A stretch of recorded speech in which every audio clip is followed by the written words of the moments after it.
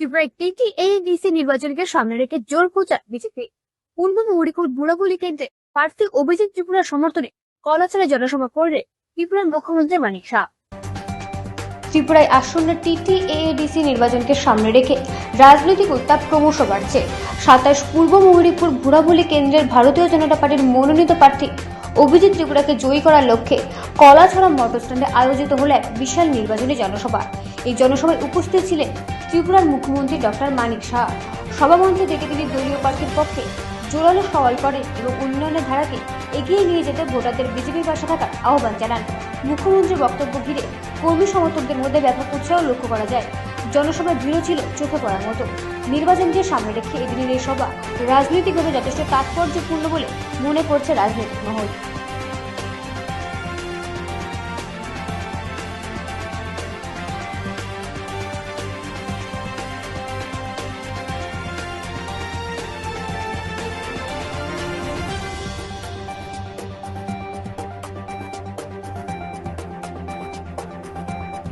সাথে সম্পর্ক কমে গেছে।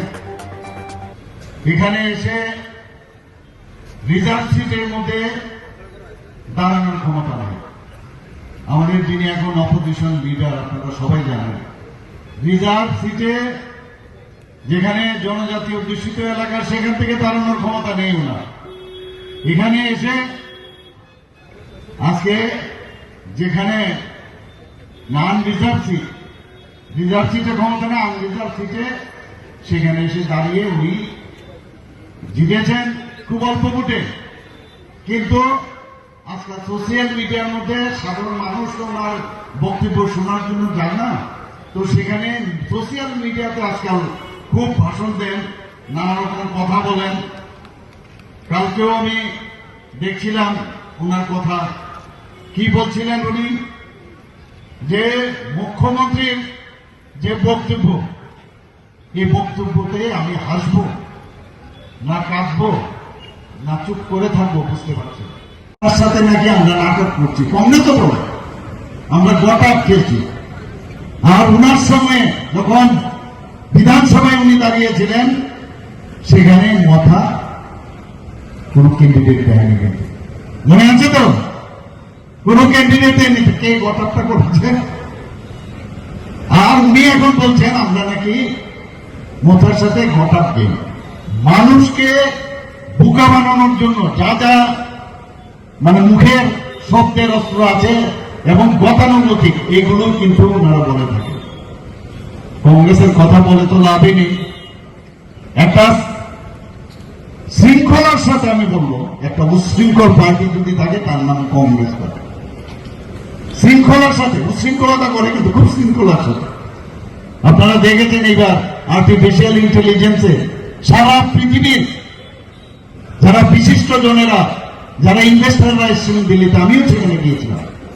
সেখানে কংগ্রেসের রাহুলজি কি করলেন, সেই কিছু যুবককে পাঠিয়েছেন জামা কামা খুলে সেখানে, আপনারা সবাই দেখেছেন। আর এমন পিটুনি পিঠেছে সবাই মিলে, সাধারণ মানুষ।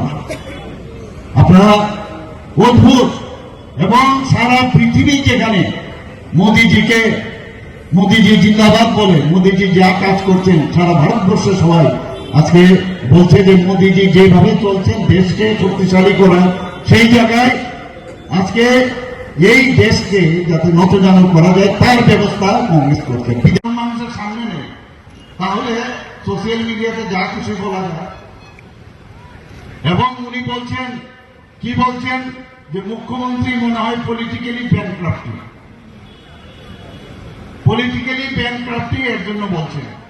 বক্সনগরের এক ঘটনা বিধানসভায় যখন উনি উঠালেন, আমরা বললাম যা আইন আছে আইন অনুসারে কাজ হবে এবং সন্তুষ্ট।